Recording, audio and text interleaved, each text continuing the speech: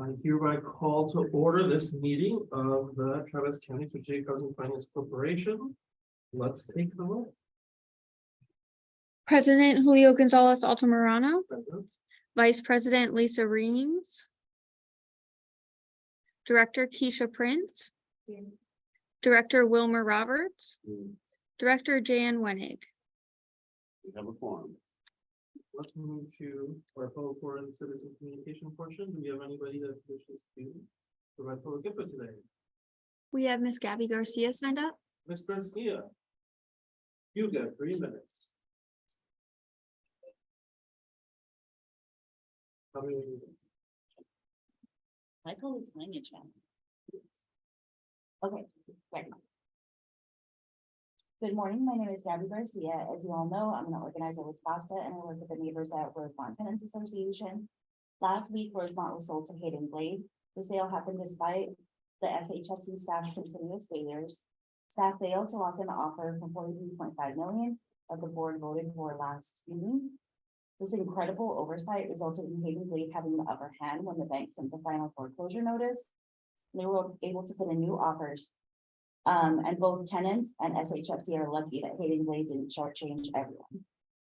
For the second time, SHFC staff failed or possibly intentionally refused to ensure that tenant agreements, which were made directly with Hayden Blade, were accurately reflected in the post-closing agreement, even though Hayden Blade was on board. Still, in spite of all this, the sale went through. Tenants were able to advocate for their needs. We're in the process of seeing if the agreements are going to be followed through with, but so far tenants are cautiously hopeful. I'm sure that Patrick, Mr. Wilmer Roberts, and the old guard at the SHFC staff are hoping that the neighbors of Rosemont are just going to go away. It's not going to happen.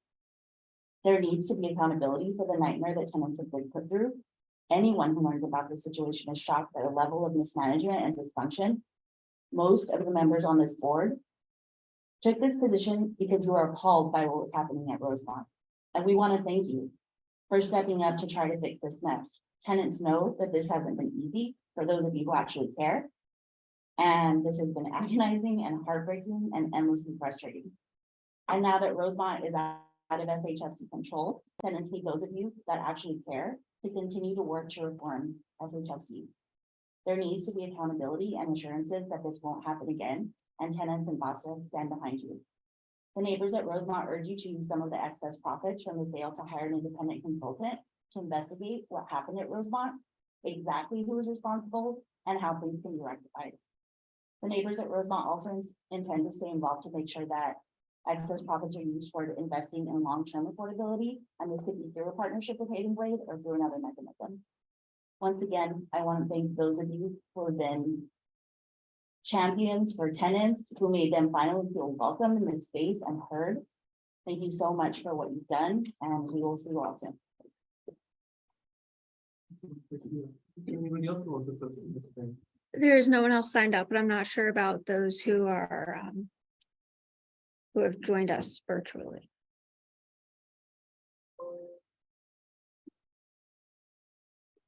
Does anybody message you? No one has messaged me. Okay. Then with that, I will close the public forum to the portion of the meeting and to the consent agenda. And we will approve the minutes for the March 2nd, 2023 regular meeting.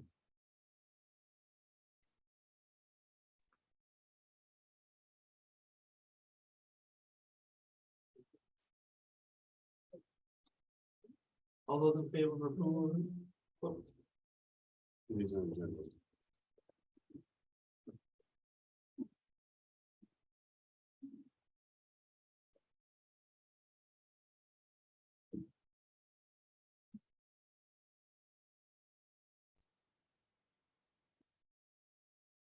So we're in the middle of the second, Prince, all those in favor say aye. Aye. All opposed. Passes.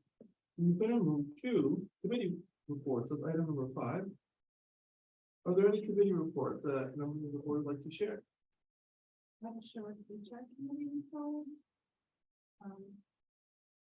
Verbal today, we have a lot of things that the HR committee comprises myself as president and as vice president, and again on April 27th, to set some short-term goals and to prepare for what we envision to be a more thorough process this year, including a half-year point review with the WPP, and then a final written instrument for performance evaluation in December.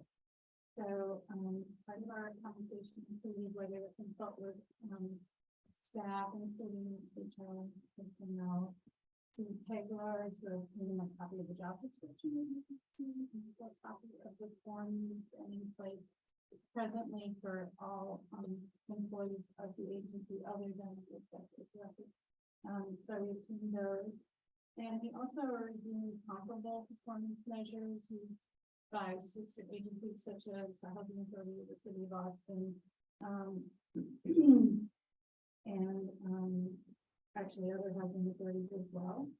And we discussed that it would be extremely useful to have some broader data available to us in our deliberations this year, including an employee satisfaction survey to be run in-house at the Housing Authority under HR, and a resident access to resident satisfaction surveys, as well as a limited poll, really simple, like 2 questions sent out to our closest community stakeholders for feedback loops on how we're doing in the community, as well as to peers of our executive director and VP, Mr. Howard, in the community.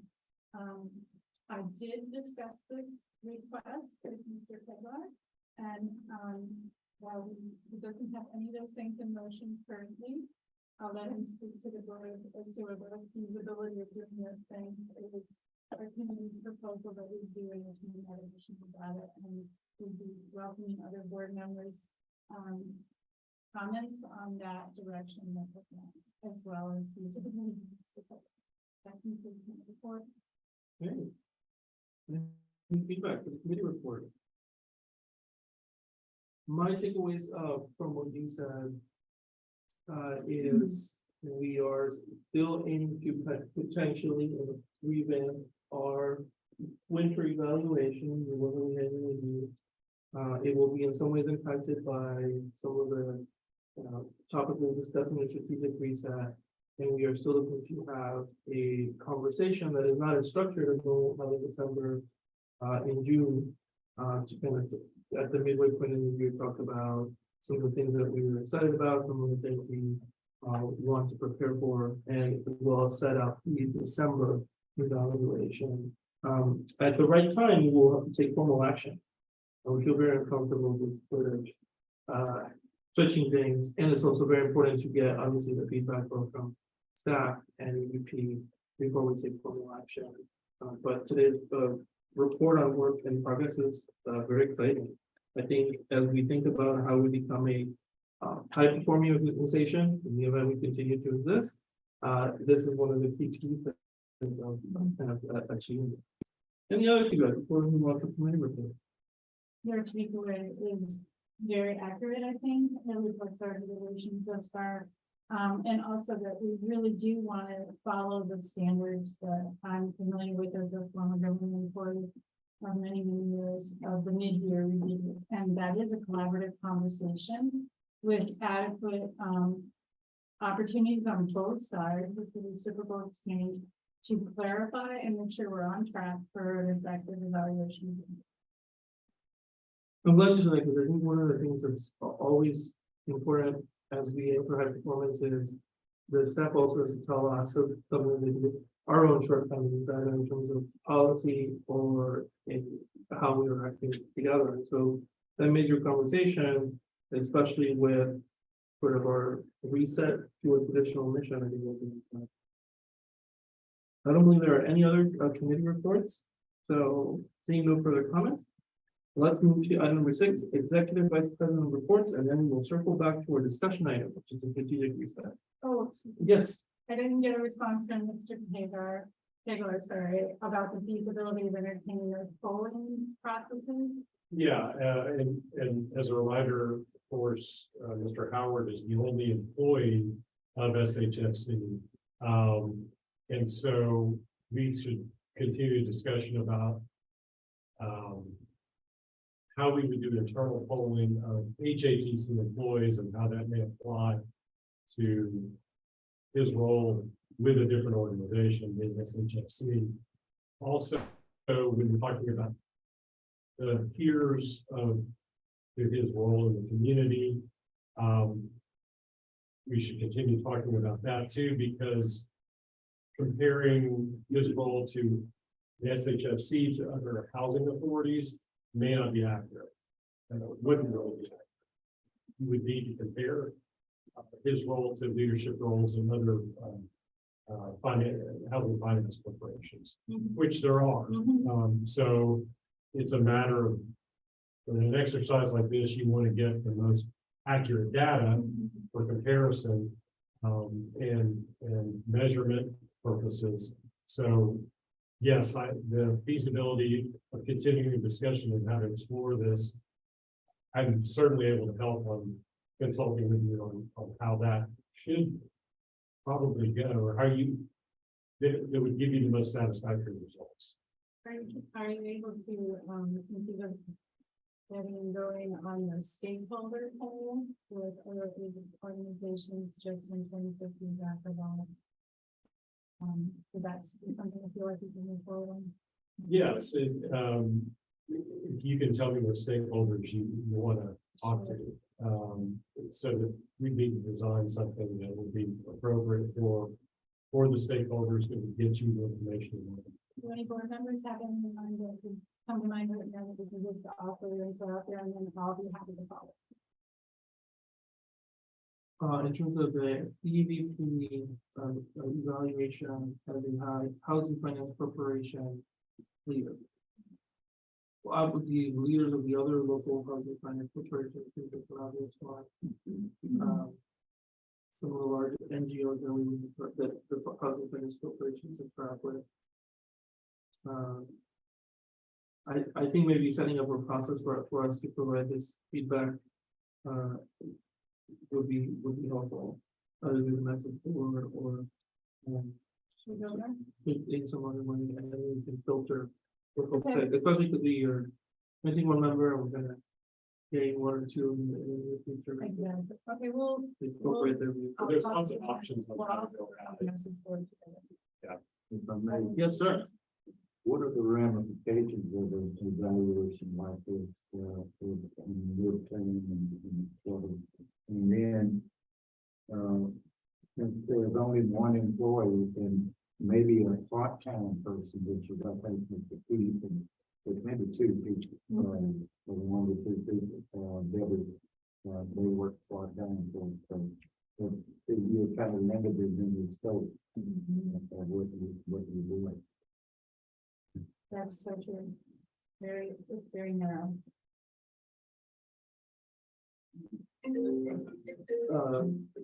It sounds like there's a therefore coming in. In terms of the first question, I think it's just a check-in type of conversation that will be helpful, particularly because of the shift we're about to undertake.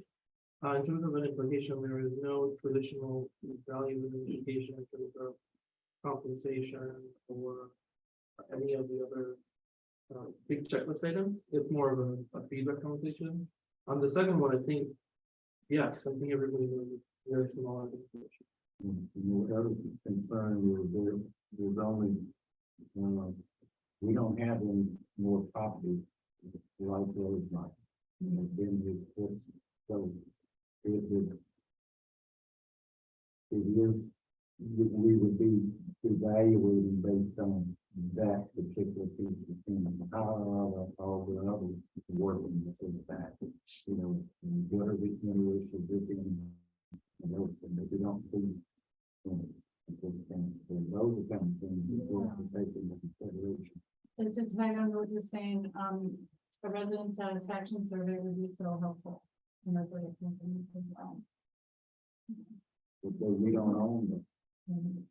Yeah, We technically we own because we're given the nonprofit status, but those residents Joe Snuffy, who knows nothing about what's going on. That's the process. You follow 100%. I think that, at least with me, we have significant alignment. The job of the EVP is about to significantly change. And so our evaluation process has to track with it. I think the mid-year check-in is also a bit of a check calibration about how the first half of the year went. And as I said, it's sort of it's mutual, because whether how we do, we feel about how EVP did. I think it will be very constructive. I think the December one, we have to make sure that how we have done things fits in with where we want to go. And I think one of the things that's up in here is where we want to go.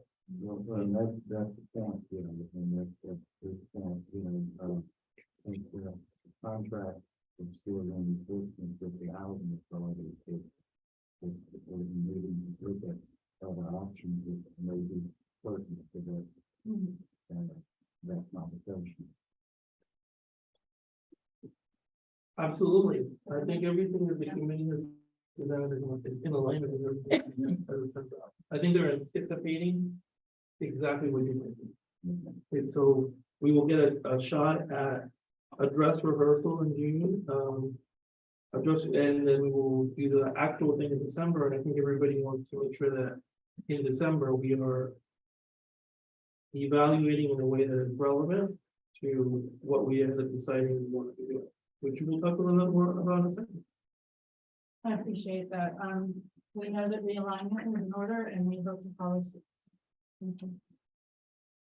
So let's move to item number 6, Executive Vice President report. We're going to look at some of the reports we have not been able to focus on the last couple of meetings, starting with a Rosemont update. And Mr. Howard, I have a question that I'm going to start out with just to make sure we were able to successfully sell the building that was not foreclosed upon. Is that correct, sir? That's correct. Good. Is there anything else you want to add here? I know that we had talked about discussing the foreclosure process and notification process under the update here, and we have some documents. I don't know if you want to walk us through them and have a discussion after you present whatever else you wanted to mention about the Rosemont update. Sure. And Madeline, if you could pull up the synopsis.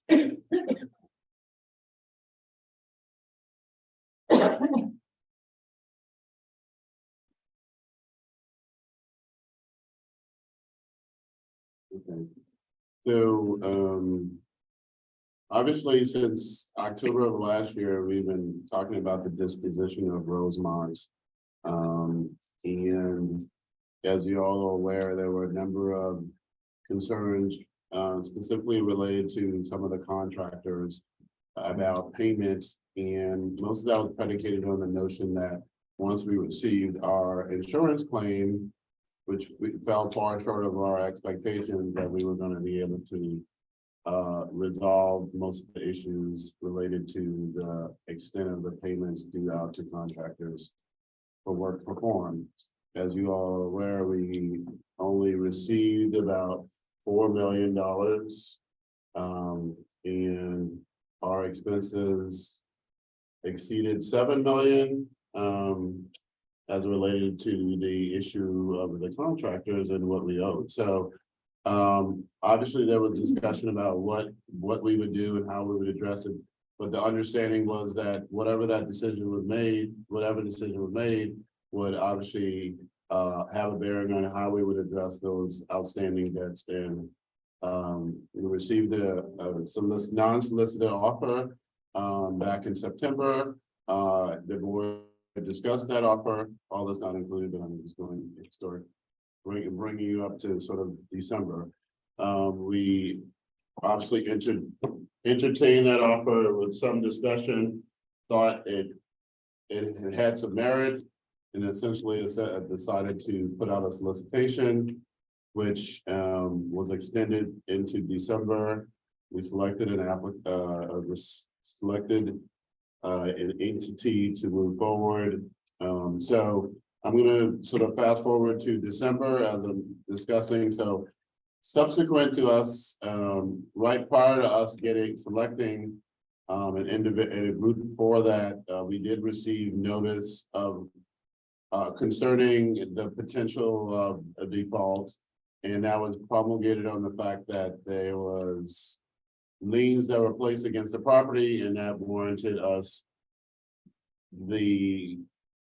that put us in a situation where they were able to raise the issue related to the default.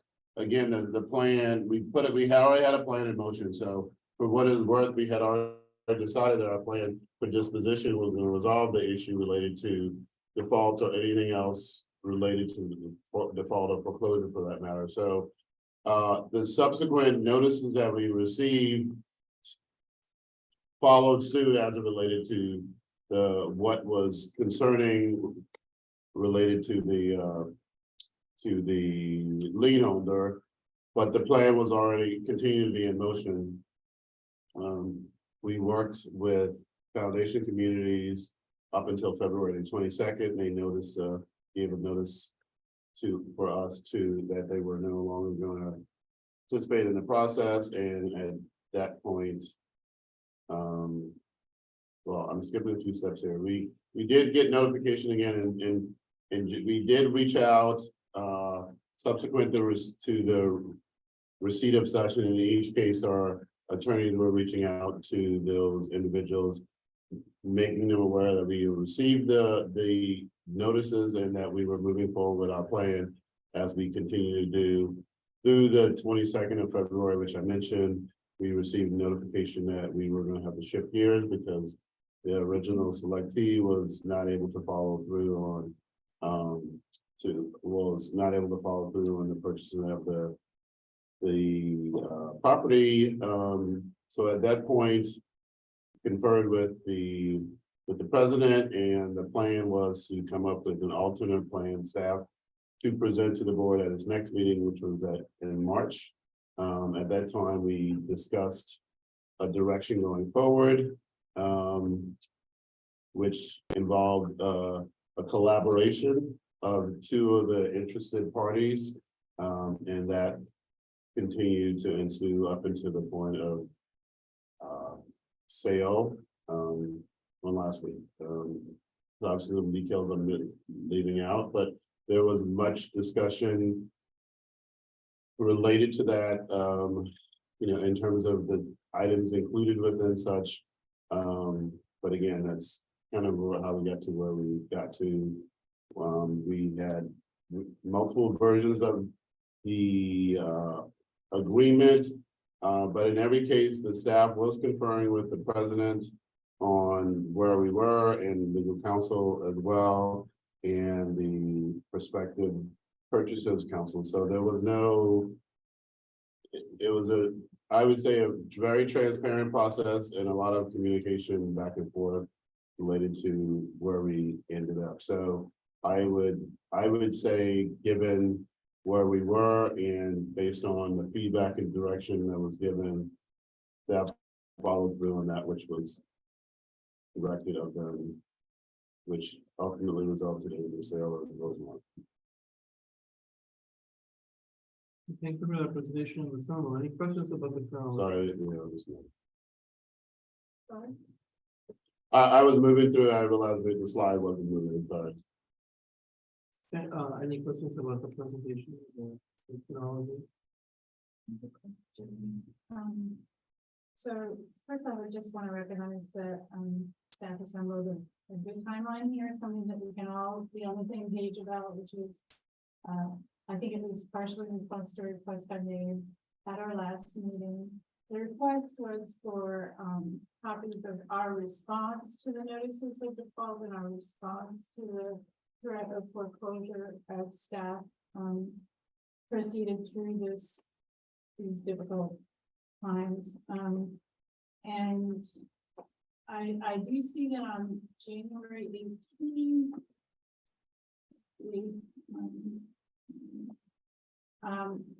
well, even in December 16th, there's an email received. I don't know what the staff response was to it, and more importantly, on January 18th, all of this again before we were put into a reboot on bidding for the property.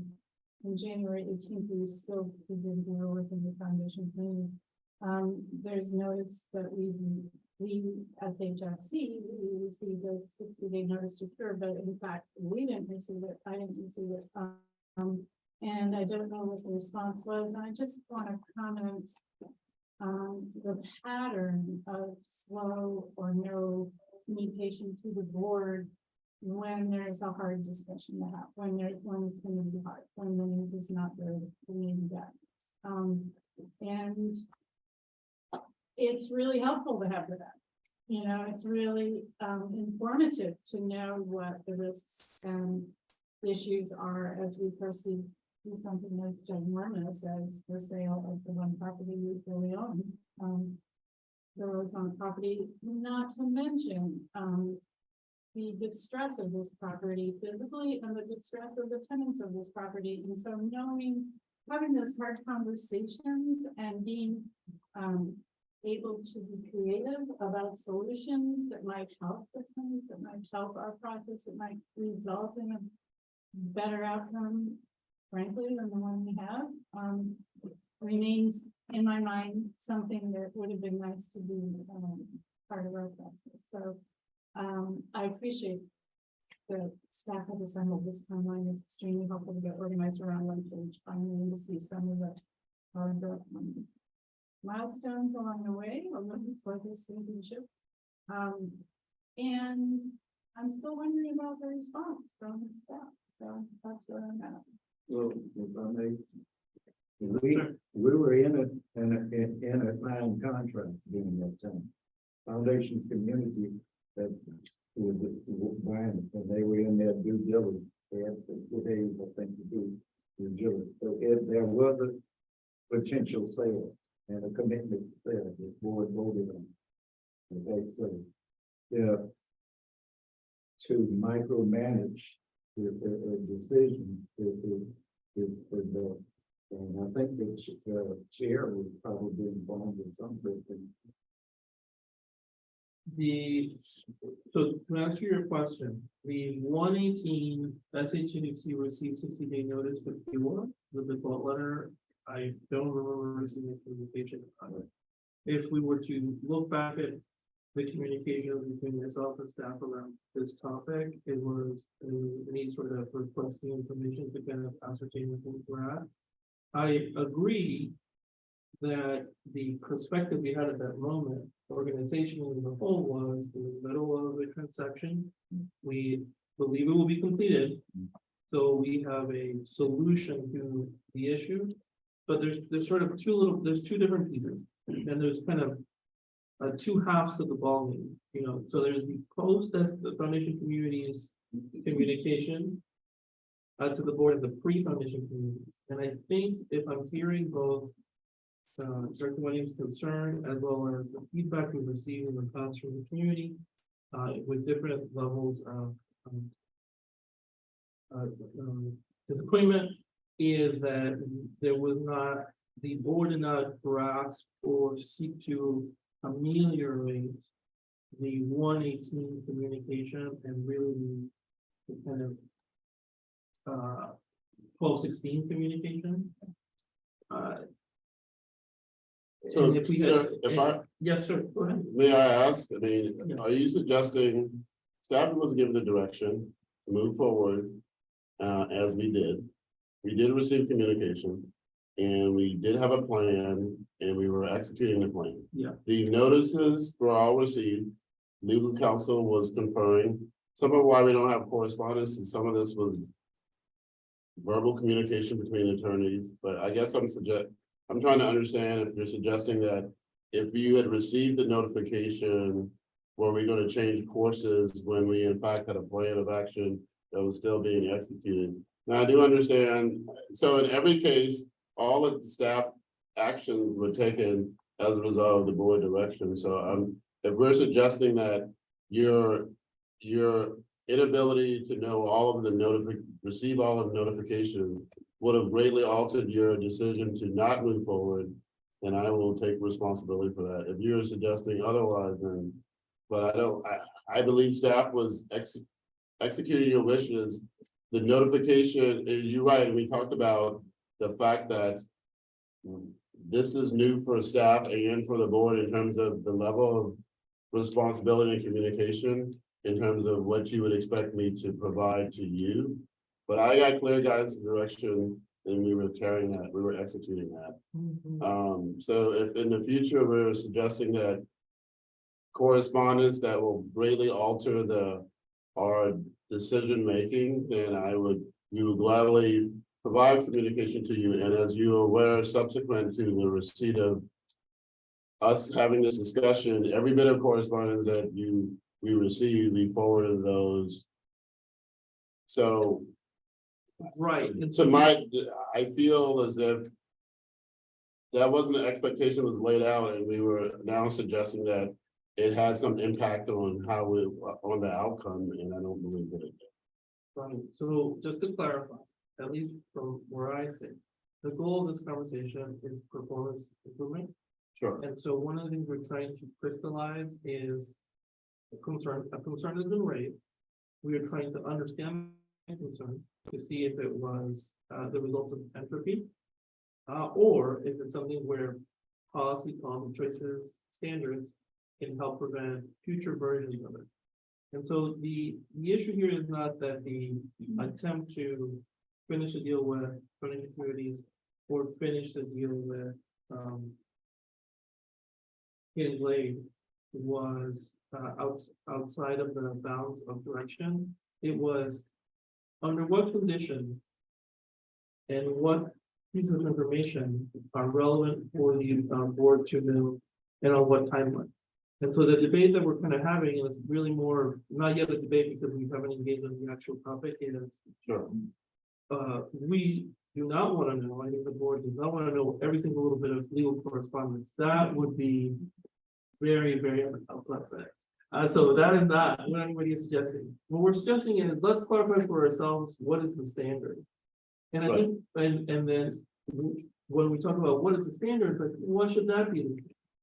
And I think in this situation, what I've heard from different folks is, if we had known earlier, we might have had ability not to change necessarily who we sold to, but maybe how we sold or how we proceeded in terms, which would have impacted, again, not necessarily the buyer or the timeline, but perhaps the outcome. We don't have a time machine, so we can't go back. The takeaway I have is simply, what should be the standard of what information events should we know? And here's the interesting thing about this. As I've been trying to think about, like, what is the standard? I think about a number, like a economic number, with a dollar number. We do not need to know when something happens that puts $500 at risk for the enterprise, right? There are things that reach a level where we probably shouldn't. And we do not need to know when a staff employee is late, right? That is way, way, way too granular. We might need to know when one of the staff, or a vendor does, puts us at significant risk. And that for me is the one thing I'm trying to figure out, which is there guidance here that we should be providing you? Because in some ways the absence of a policy is a failure to remember bills the EBPC. Is there a standard we should have where we say events of this nature must be communicated so that we are not going back in time and saying, well, if I had been things would have been better, things would have been different. Defaults on an asset does seem in the flavor of a significant enough economic risk that we should have a process for determining it, because we don't know any more properties like that. I don't think we're going to. We shouldn't talk about that specific issue. We should talk about what are the things we need to know that put us in that kind of risk, that are monetarily without significance, and how do we want to be informed? Because it is something that we have no policy or decision on. And so just to reiterate, the goal here is, what do we learn from this? How do we extract those lessons to adopt guidance so that we do not repeat surprises that then we think we could have handled differently? I'll conclude by saying, I agree with you that in all likelihood, it would not have had significant material difference. But I would not agree with zero difference or no difference. There are obviously different points in time where if we had known that trying to go to the city or mobilizing stakeholders in a different way, or knowing, having a little bit more security as state the clock was winding down, that we had a few more paths, because we started the conversation in December about getting more paths. Then my behavior might have changed slightly. And so that's the takeaway. Not that something was done that was conspiratorial, but rather that we should set a standard and we should understand kind of what the source of the discomfort is, so that we give guidance that allows it to be fixed. With that said, is there a specific standard that folks are thinking about that we want to have moving forward in terms of disclosure? One addition, in terms of Mr. Howard's report in response to the 1216 and 118, notices of default and, the notice to provide notice. You know, we got early warning systems operating there, which is what I'm in favor of, is early warning systems. You mentioned, Mr. Howard, that the staff response was often verbal, not in writing, and I just find that also a little risky. Legal counsel. Response. Is often in verbal, not in. Do we have legal counsel? Yes. Do you want to say anything about that? I wonder about a response to something of this magnitude being verbal. Was there a written note made or some way to just document what we intended to do to clean up the situation, those kinds of things. Sorry, I'm just. You might need to come forward.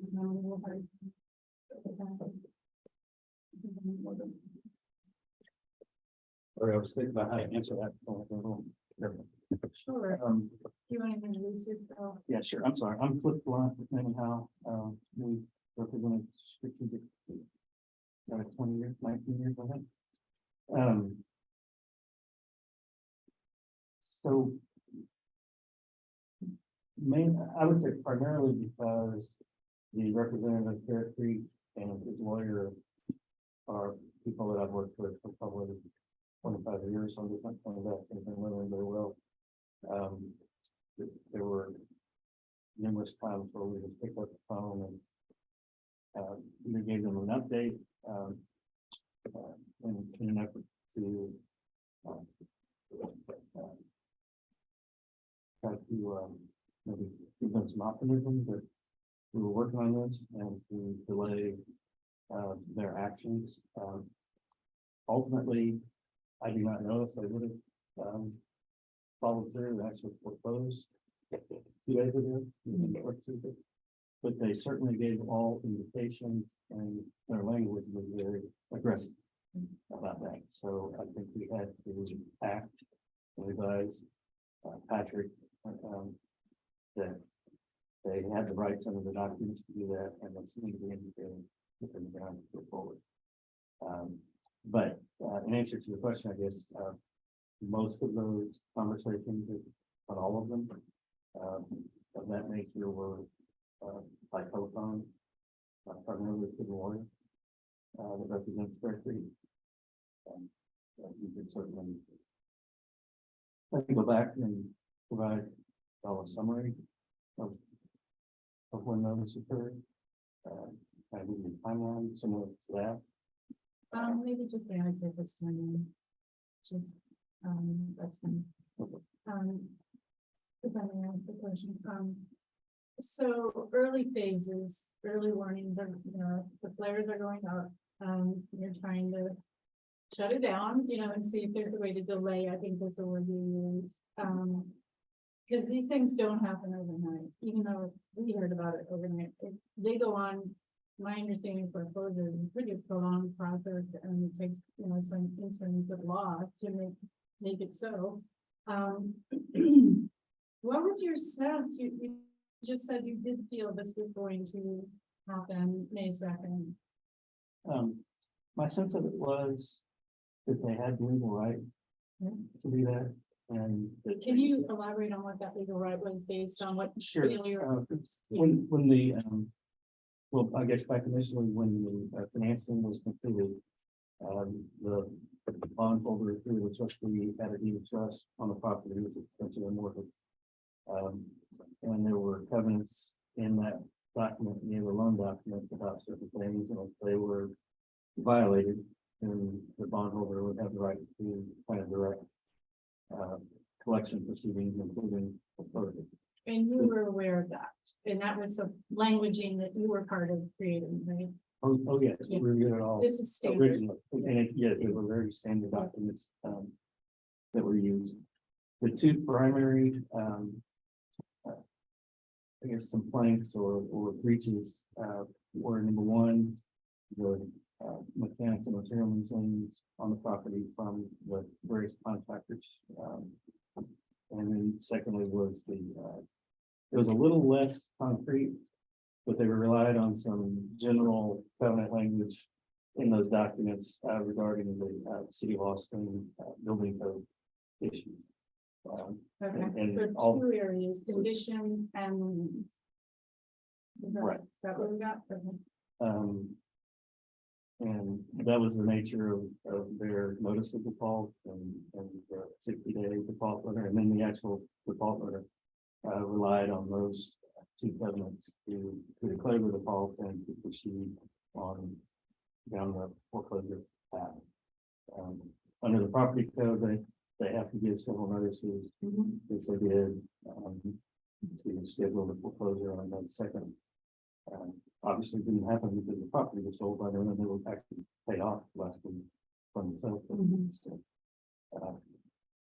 I mean, I'm happy to be more granular, but Just finally, in your experience, is this the first time you've been through a potential foreclosure on one strategic, in this body, either under FAFSA or strategic?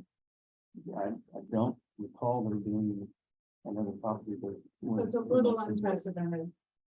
for this type of entity. I would say it's somewhat unprecedented for any of the type of properties that strategic or the housing authority would own, because the way these deals are structured, they're underwritten, 9 different ways, and it's a very, I'd say, as compared to the general commercial apartment community, foreclosures and defaults on these type of properties are at a much lower rate. That was my understanding, so it's also this is sort of a standout situation here, one of a kind in a sense, Yeah, I will in say, your experience. yes, most of the transactions we see and work on involve tax credit developers and syndicators who really underwrite properties, and this one, because of the nature of it, have one other than the Bear Creek bondholder, they wouldn't have made a loan thinking that they weren't going to be repaid, or the property wasn't going to perform either physically or financially. Accurately. Fair enough. Did you see room for remedy on these liens? And were you advising staff in a way that you think we could have treated policy on, or some way that we can avoid this in the future? What have you got in mind as guidance for us? Well, I mean, I obviously, and I think Patrick alluded to, the problem with the liens was there wasn't money to pay the contractor because those bills came due, and then they filed the liens to protect themselves the best they can to get repaid.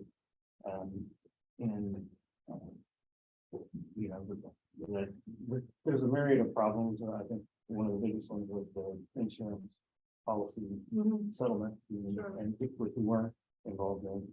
But we had one of our litigation partners working on trying to negotiate the liens down to get payoffs at less than full value what we could.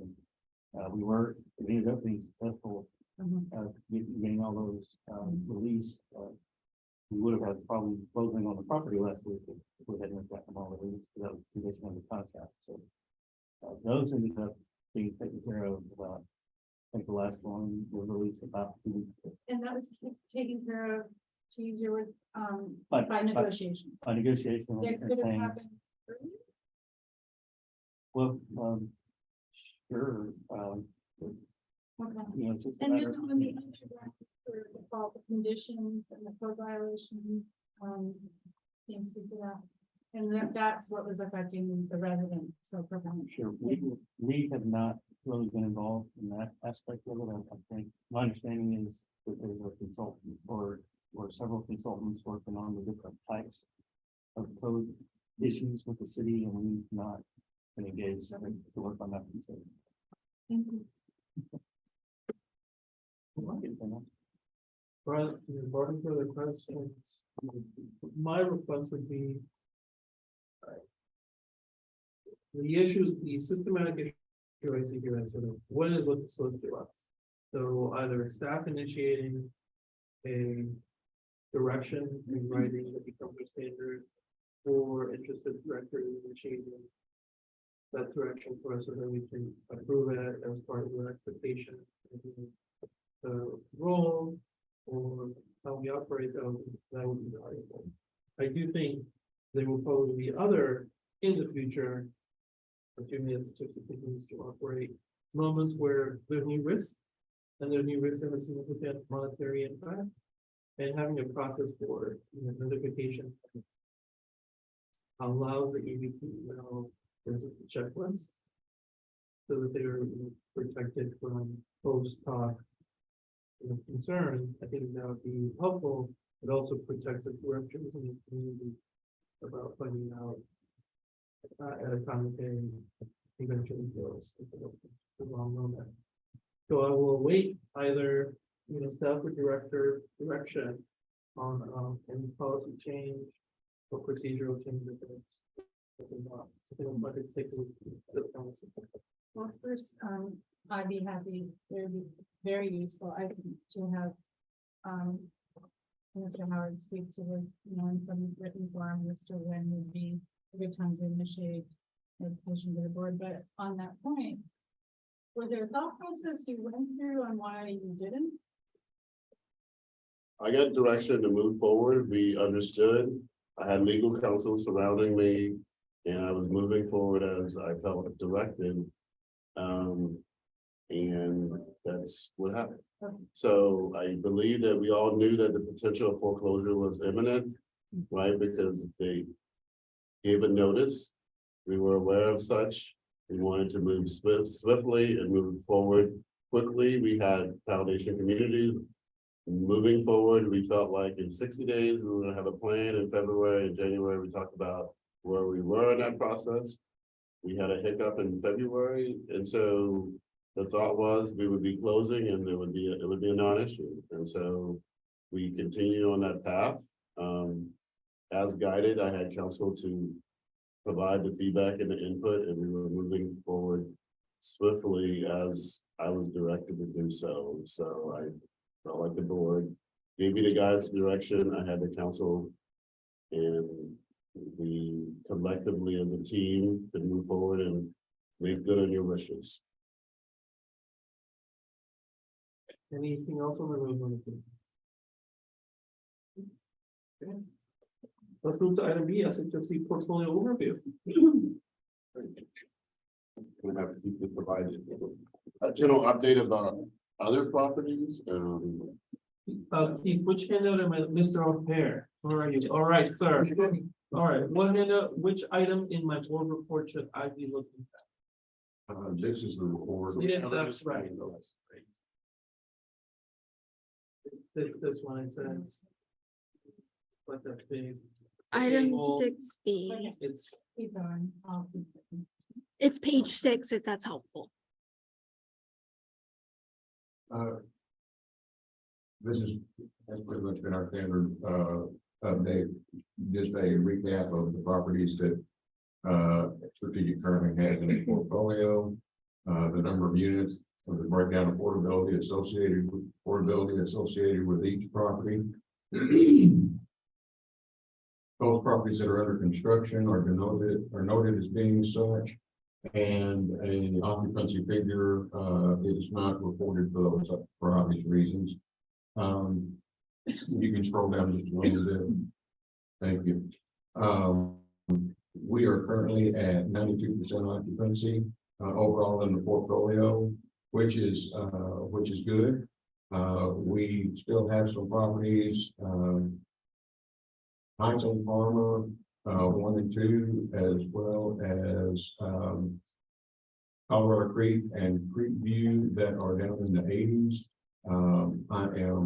I have reached out to those properties and am communicating with property management to discuss what we can do, what needs to be done to bring those occupancy levels up. The cause for the drop in them was once the eviction ban was lifted, there was a severe rash of evictions that went through those three properties.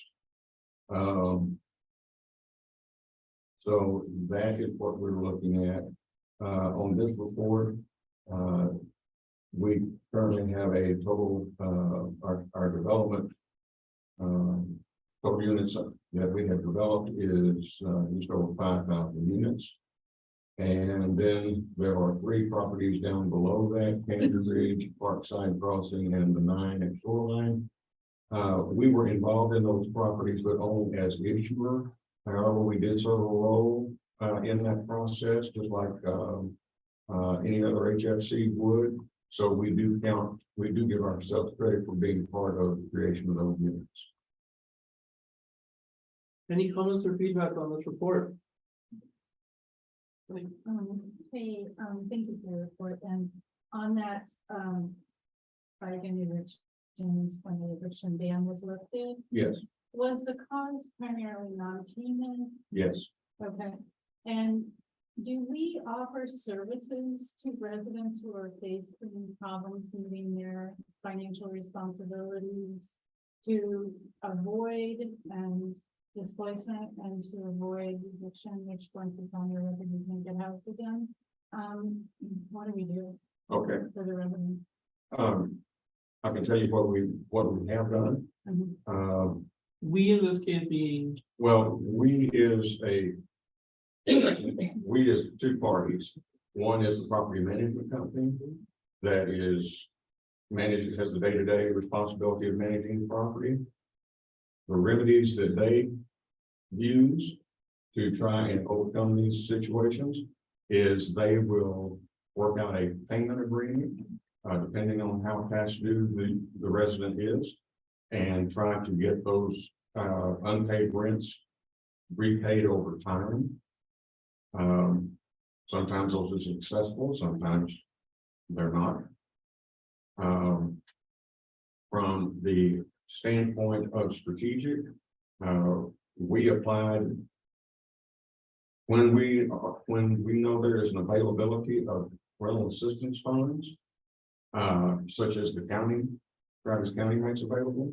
We can certainly apply for those funds. As a matter of fact, we did apply for them the last time they were out, and were able to secure about, I think it was $169,000 in rental assistance. 2 of our properties benefited from that. One of those was Forest Park, and the other was Silver Springs. And they were the thing with those funds, those repayment funds, is I made all of our developments aware that they were available. Pardon me, the funds were earmarked only for 2 properties. They were not earmarked. They were made. Those were the 2 properties that actually took the initiative and applied for the funding. Right, the county made us aware that they had funds available for rental assistance. Rosemont was one of those as well. Did you say Rosemont in your number? I notified Rosemont. Yeah, and they did actually get 6 months of rental assistance there for rent. So we made all the properties aware that the funds were available. Obviously, they had to provide some data rent rolls and things of that nature, so that just didn't, that obviously was something that they had to do, and what he's suggesting is that in addition to Rosemont, we got two properties that actually met that requirement for rental assistance, or at least the requirements needed to get rental assistance to those that qualify. I mean, in many cases, as you mentioned, some of the properties didn't probably see it as like a wholesale problem, so they may not have moved forward just because they had high occupancy rates. But yes, we provided them all the details of what needed to happen for them to take advantage of that. If I may. Yes, sir. Some of the individuals, the city and others put out notices also. And but some people just did not want to apply. That's for what reason, I don't know. So that's what I was saying, and because I talked to some people that came to our church. That's it. And if I may, Yeah. I can also say that the management companies that we use, it is normally their practice to keep their eyes out for these types of opportunities as well, because they don't want to lose the tenants. That's not their first objective. They want to keep the occupancy up and keep the residents in the property and paying their rent. Do you have any data on how many people we made it through the pipeline to get those homes? Do you have any data on? I did a report on it, it was about a year ago, and I can pull that up and I'll be happy to provide you that information. I don't recall it offhand at this point, it's sometimes. Just to summarize for the board that assembled today, what's your sense of any strategies that we used here to get this word out and assist people in the application process? What is our ability to do that? What is our capacity? At this point, it's just a matter of receiving notification from the various entities. And if we are receiving that notification, then I think there are some opportunities that we have to make that, to amplify that message by utilizing our website possibly. Is that something we've done? I do not know. We sent direct mailings out to each of the properties. Yeah, so. And the county did a very good job too. Sherry Fleming was the HHS director at the time, county executive. She reached out to us directly, said they needed to spend the funds, that they wanted us to try to take full advantage of it, that it could be 3 months in arrears, 3 months going forward. We did reach out to those individuals specifically, gave them the parameters in terms of what they needed, followed up with them on a number of occasions related to that. And the county always has a rental assistance program. Obviously, they got an infusion of federal dollars that they want to spend in a relatively short time frame. So the county has been revamping their program, so the funds hadn't been available, but that is a commonly known thing that typically, even for the housing authority, rental assistance oftentimes will be, the major contributor of rental assistance is Travis County. Pardon me for not being familiar with all the workings of our organization, but I just wasn't sure who had the bandwidth to be helpful in this, and who is out there doing it. Do we have that capacity here to make that happen, to get people through the forms and remove the obstacles?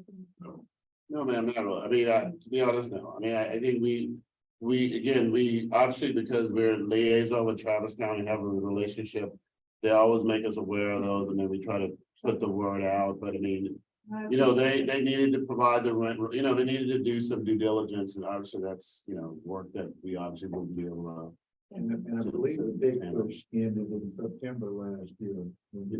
There had to be a commitment by maybe September or something like that, and then the funds have to be split by certain. It's been out there for a while. All right, so no other comments, just, 2 pieces of feedback, because this is our world now. One thing that's really relevant to, I think, how we will have impact and viability as we move forward is understanding where vacancies impact our revenue. In some places, I think they do, but mostly they don't, if I remember correctly, right? And we'll talk more about it later, but there are some places perhaps where vacancies impact revenue, which we can redirect to the mission, and other places where vacancies. We should let partners know there are issues, like for Absolutely. example evictions, but they're a little bit outside of our scope. And the sort of, the second thing. Is as we get this report, I think you should anticipate that we're gonna, whenever we dip below 90. And obviously as we get into the 70s and 60s, folks will just wanna know. What's going on, what could we do, particularly for those that impact our revenue numbers, if there are any of those properties out there. But this report is very important. I'm sure we'll revisit it as we figure out our strategic reset to make it thing for our future goals. I really appreciate that you putting so much for us together. Certainly, and I've drafted an expanded report that I've submitted to Patrick for his review and his feedback. Great. Correct, yeah, so I was gonna share that we've been contemplating more information being asked for, but I told him that. You'll had some ideas about what that should look like, so we weren't gonna present it just because we were gonna wait and get some more feedback. I think as we figure out what we want to be focusing on, and so that nobody wastes their time. SHFC development pipeline status.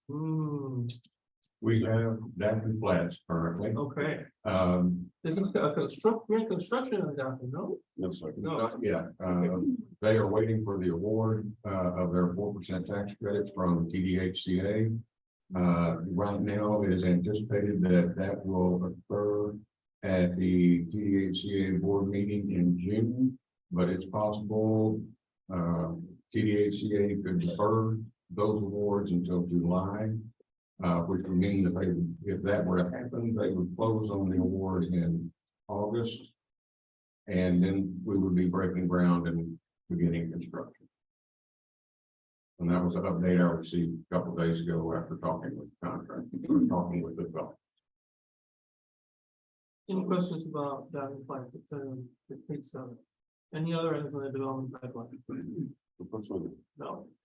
So, as we all know, in our new world, we're gonna care a lot more about this than we have the last few months. We're talking more about it and some of the tools we might want to develop to be able to help more in the event we decide to look. SHFC financial reports. Good morning. So what is attached in the board report is the financials through March 31st. It doesn't include the, sale of Rosemont or what is incurred or what incurred last week. I do have a statement. Sure. Did you, The statement. I think she's talking about the table. The one I emailed. He emailed it separately now. Okay.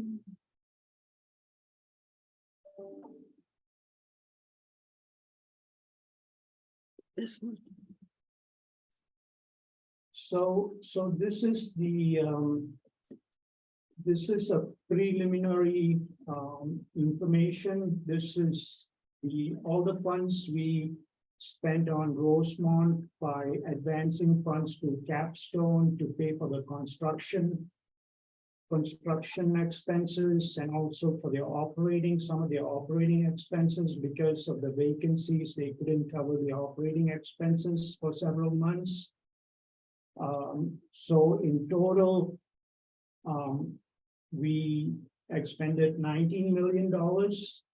And out of that, we were reimbursed, from the TML insurance, we were reimbursed close to $6 million. And then as of the sale last week, we got $4 million. So our total reimbursement, what we got back was $12 million. So a balance of $7 million is what we are not going to get paid back. What we would have to write off or funds that were expended, $7 million.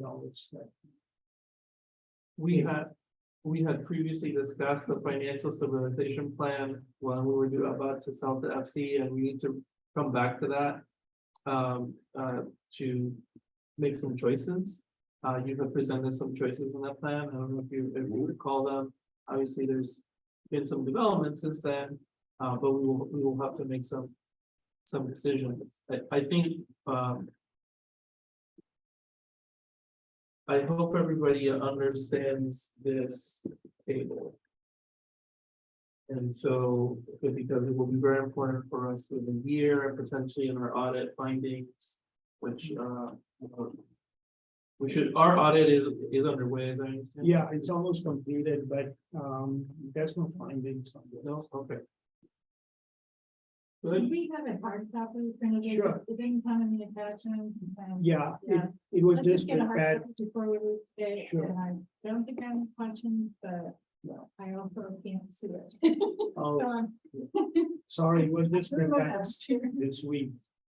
And I just want to preview, one of the challenges is, we have a conceptual bucket of proceeds from Rosemont that we want to allocate towards the mission. We also have accumulated a set of choices from Rosemont that we need coverage for. And we had, when we originally discussed it, a path with some options to deal with that back in financial communities days. We will have to make some decisions now. The goal is sort of the conceptual buckets of how we're gonna invest in places and people to align with the actual cash and assets and the timeline that we have.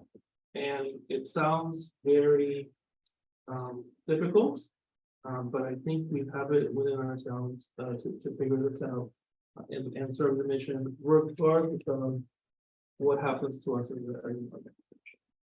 Any other questions on financial matters before we go to our discussion item for a bit? Unless Suba, who's really familiar with that chart, has in mind some corrective action you're thinking of. You wanna No, it's share just anything that with money we spend that we are not going to recoup, that is, Okay,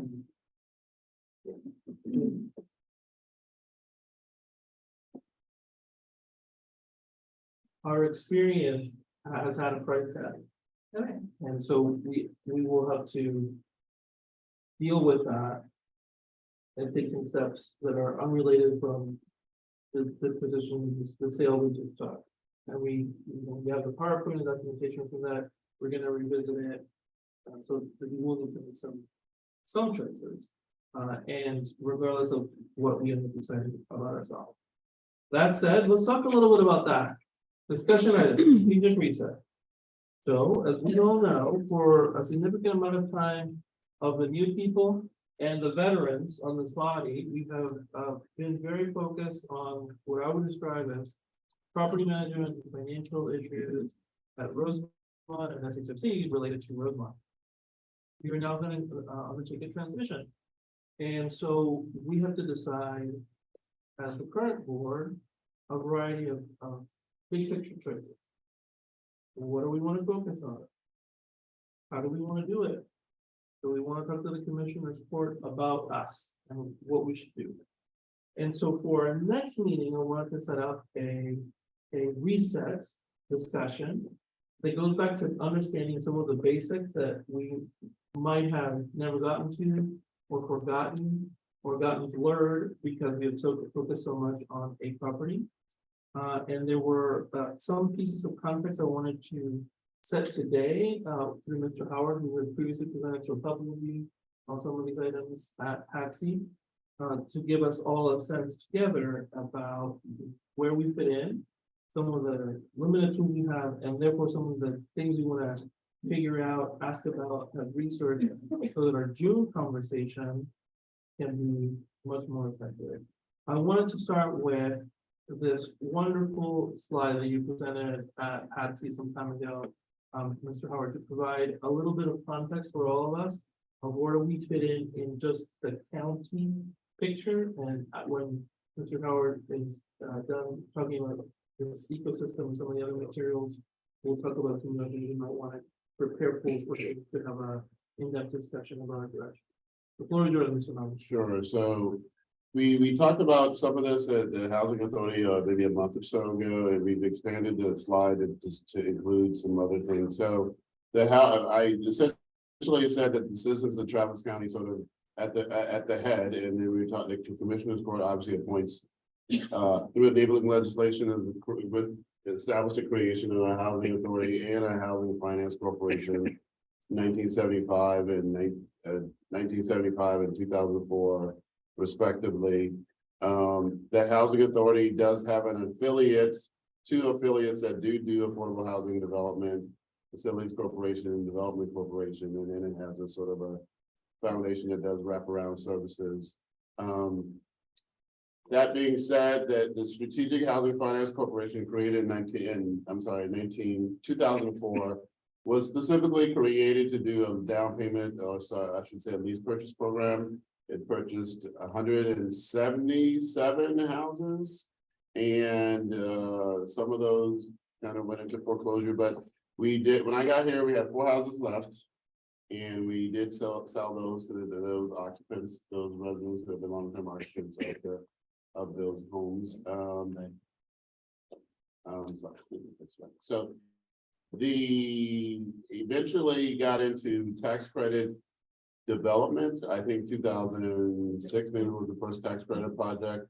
The intent, when you look at the notes from the Commissioners Court back in 2004, suggested that there would be 2 separate entities, but they would work collaboratively, with the idea that the boards would be one and the same, although there was never really anything formally put in place for that to happen. That was essentially what was going on. So 2 years later, so initially there was 5 members of the board. They added 2 members a year or so later, so they made it 5 and 7, Housing Authority, Strategic Housing Finance Corporation. They were bound by the interlocal agreement that essentially said they would share services, resources, and there was one person at the head. Couple of predecessors of mine ago. What I've also included was that I found out that even years prior to that, the Travis County created a housing finance corporation. I actually put some of their materials in your packages for reference if you weren't aware that they also have a housing finance corporation that mirrors Strategic Housing Finance Corporation in its abilities and its powers, and essentially does exactly the same thing that Strategic does. The only difference is the composition of the boards, and which is the Commissioners Court as it relates to Travis County Housing Finance Corporation, and in this case, obviously an appointed board that Commissioners Court appoints. So in terms of making comparisons with housing finance corporations, TCHC, HFC would be our equivalent. The capital area, which works out right outside of Travis County, I think Bastrop, Hayes, Williamson, all the counties surrounding Travis County. They also are a housing finance corporation, and the ED of that, his daughter happens to be runs the Travis County Housing Finance Corporation. We have the same legal counsel, Naaman Howe actually represents Travis County Housing Finance Corporation as well as Strategic Housing Finance Corporation.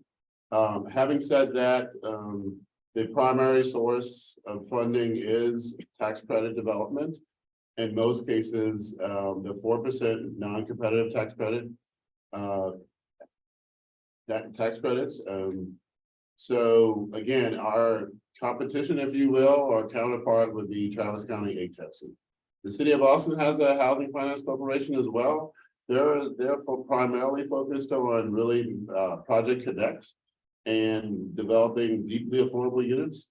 Obviously, there's a bond program that's associated that helps leverage and incentivize development, again, along high capacity corridors, really in support of Project Connect and creating density in the density for ridership, and obviously the goal of doing such and Imagine Austin and a couple other programs that obviously the Housing Finance Corporation for the city really is more squarely focused on. So when I say competition or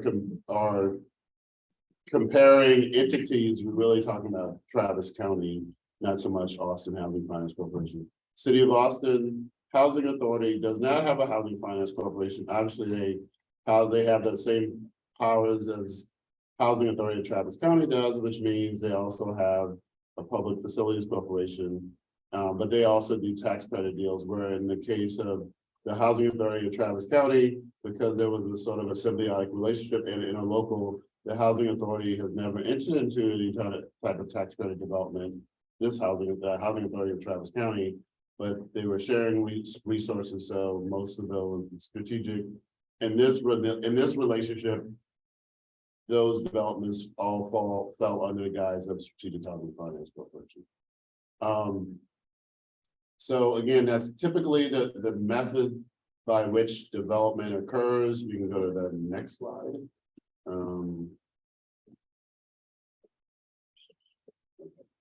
So this is a little bit about the Housing Authority. We're not going to be talking much about this, but essentially, the Housing Authority, this is the way the Housing Authority is structured. So we can just kind of do it next. So we can go to the next slide, actually.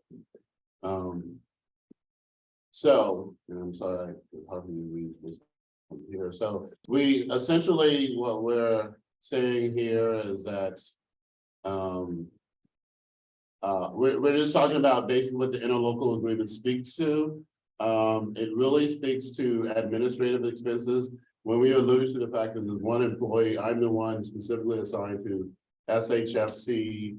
We have other staff that are set up in an allocation scenario. So 50% of Mr. Hoppire's salary is, is taken from strategic resources. So as we have a senior administrative assistant, Ms. Honeycutt as well, and then finance and some other variables as far as that's concerned. So essentially, the strategic staff, we have we're very light, as it relates to the staffing complement, but the scenario that we've used in terms of deal structures pre-Rosemont has sort of lended itself to the model that we've been using related to how we've been doing development.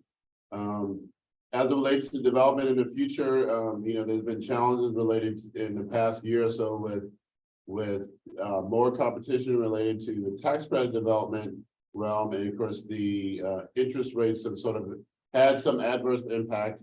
The Daffin Flats has been in the works for quite some time. Prior to that, there's been really not a lot of activity related to development per se. We don't know what necessarily the outlook is as it relates to that, but that has been our primary means of development, is actually utilizing that program. Developers, partners typically will shop around for the best deal. They will typically spread the wealth as well. There are folks that have sort of their preferred development partner. If it's the Housing Authority, maybe the City of Austin, if they meet the guise of their sort of parameters, Travis County Housing Finance Corporation, and obviously us to some degree, not as much more recent year. So, Mr. Roberts. sure, and that's it. Really, that was it in a nutshell as far as the overview. And historically, a couple of years ago, strategic, they resolved because the federal government has never funded housing authority that is fully 80%, for 79 point something. Basically 20% of the income strategically was funded. But of course, as you know, in the last couple of years, strategic funds have pretty much dried up. And the benefits has been the PFC deal and other things that housing authority has gotten into. So therefore, that leaves some that's where the money has come in to help the housing authority sustain this. So symbiotically, there's not a immediate need for strategic to fund. The last couple of years, I don't think we've funded. That's correct. Currently, the strategic hasn't. They've funded, like you said, the gap that typically exists with any sort of federal program. But that hasn't been the case in the last year that the housing authorities You know, Well, supporting. we still see revenue. Yeah, I do still receive revenue. No, what I'm talking about is there would be a gap in all of the housing authority programs that was strategic would cover. But in this last budget cycle, we removed those, and the only allocations or charges being made to strategic was the personnel, and then, you know, there's rent and some other, you know, expenses of that nature. So that's the difference now is what we're saying. Again, all the deals were done under the guise of strategic with the understanding that they would be shared, and that's why there was never really per se an issue as it relates to the funding per se, you know what I mean, as far as the way things have been set up. So yes, that's it. So if we can go back to the first slide, Sure. and I want to say this with my colleagues here and the public. Because this is, we were about to have a very fateful conversation.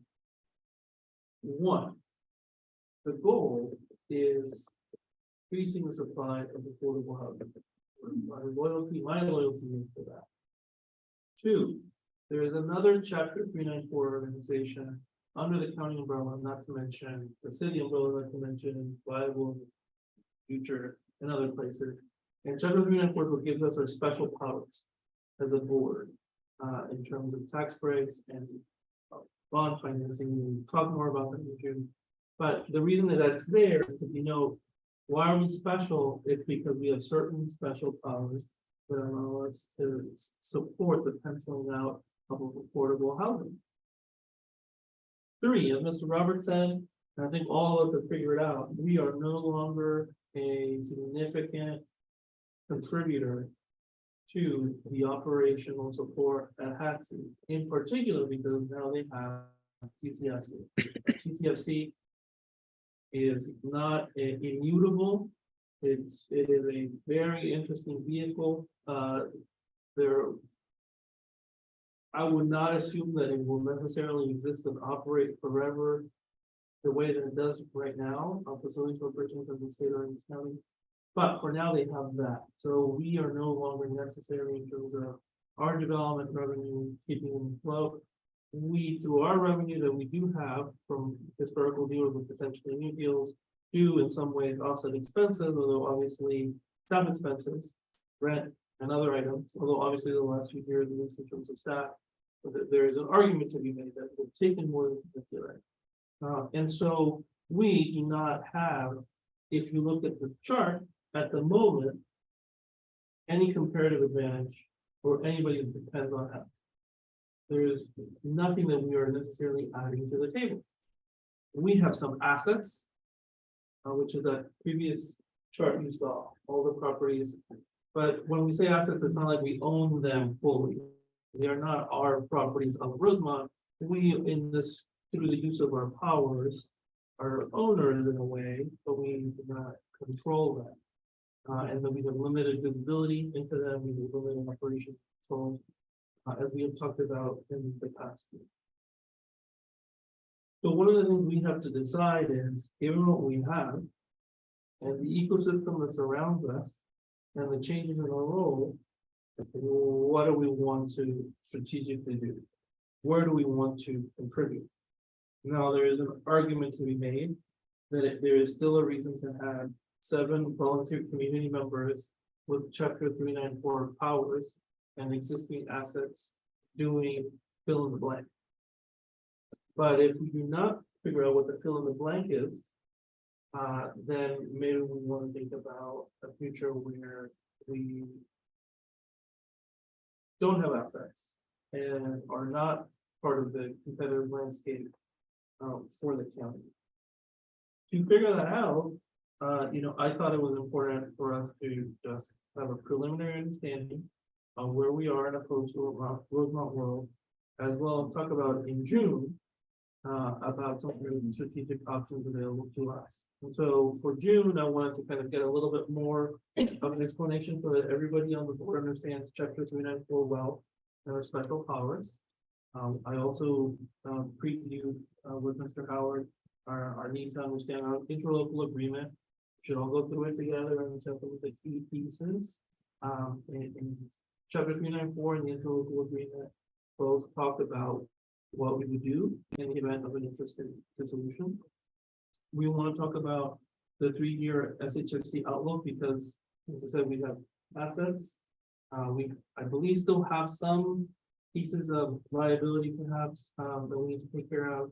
We have the proceeds from Rosemont, conceptual bucket of what we're gonna do with that. So we need to talk about, even if we were to abandon competition for tax credit and revenue bond deal, what would that mean? And obviously we would have to do it in such a way that doesn't leave, Patsy and Chico Fairlawn hanging. But if we cannot find something of strategic value to do as a body, the point of this chart is there are other bodies that do kind of what we do. I will also remind you, and this is before your time for joining, but HFC, we sold the property to them, Woodward, or 2000 Woodward, which is called City View. City View at the parks, that's all. That's a path available to us. And any surplus, we can invest in. I said, we don't own any of these partnership properties. We own like 0.01. Yes, I mean, yeah. And we sold our interest in it. Exactly, and so that's one of the things I'm trying to clarify, because I think when people join the board, or at least our materials in the past, conveyed a sense of ownership. But it's like me saying, like, I own Apple. Well, yes, I do. I own a lot of Apple stock, but I do not control Apple or own it in the way that I own my truck. And so our ownership as we conveyed it is, as you said, so tiny and so specific to kind of how we help finance the deal, that it's important to understand that we do not control that. And I don't know if you're saying we don't own that much of them, and therefore there's not that much value attached to them, which that might be a point in terms of the. But I think what he's saying is that when you look on the tax roads and et cetera, it may say strategic housing finance corporation. But that's all in name only, okay? So like you said, it's less than 1%. Absolutely. 1%. So, but they're the subsidiary partners of it are the owners. So that's what it. Right. We may own the land to facilitate the economics, but we do not control the facility. And I think as it's important for us to say it a few times, just so that everybody grasps. And so that presents us with some important choices about where we're gonna be in the future. I particularly am very curious to get a sense from the commissioner's report, where they think we fit in. Because I will conclude by pointing out sort of AHFC has special powers and special negotiating ability because the city has a very significant low full subsidy program, both through its affordable housing bond, which previously done, as well as through the Project Connect TRE funds that were allocated. It has abilities that we do not. We do not have those funds to go out and make special deals with. We have to do it on our own. And so if the county were to say, here's our vision, here's where you fit in, then it would make sense for us to continue doing maybe how things were done from 2004 to 2016, 2017, pre-Rosemont. But I think we need to have an honest conversation with ourselves so that we can advise our appointers in the community about the best path forward. I know that is a really big thing to say and a potentially significant change, but it is kind of where we have arrived and where we are growing in the ecosystem. I wanted to ask you for feedback on that assessment, as well as any other items you want that to prepare so we can have a more in-depth discussion between the board.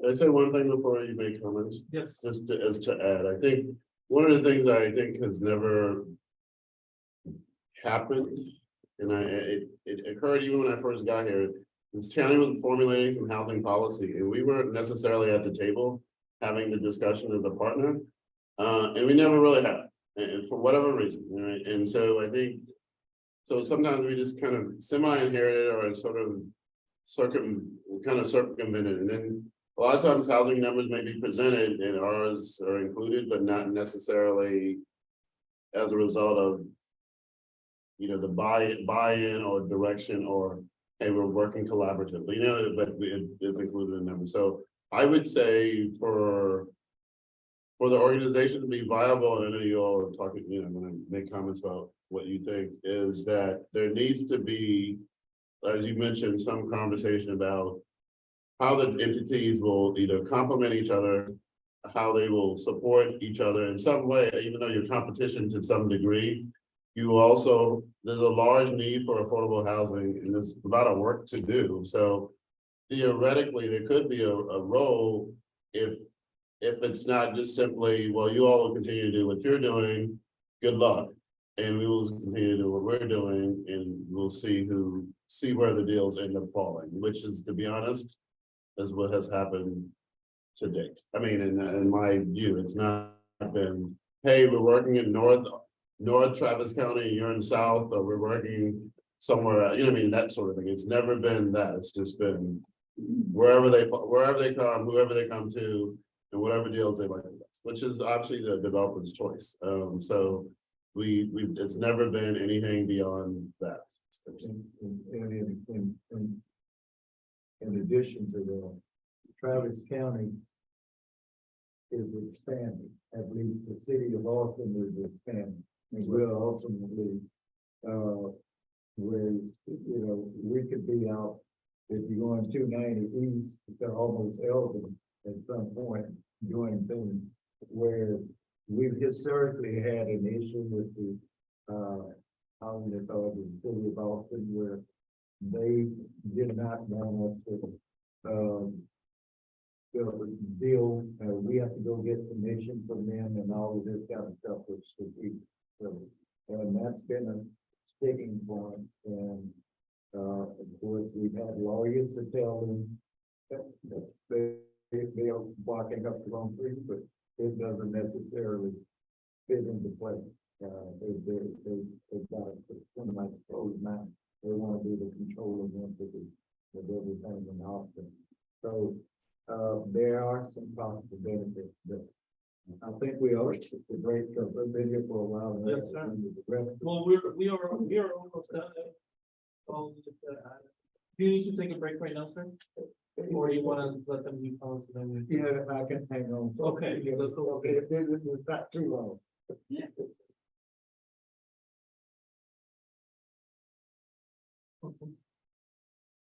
Yeah, I would, definitely support a return to the kind of commissioners for additional direction and clarification and, also to update them on our experience,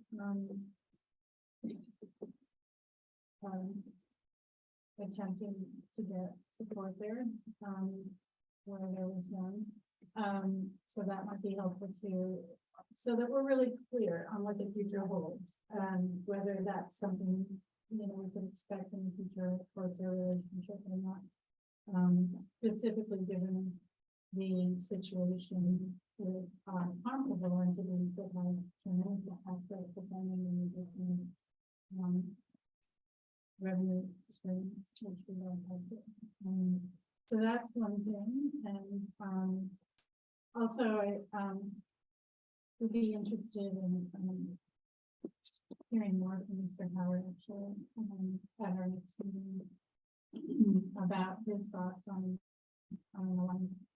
particularly got a lot of experience here and understanding of what could be, which is basically what we're now looking at, what could be, not what has been.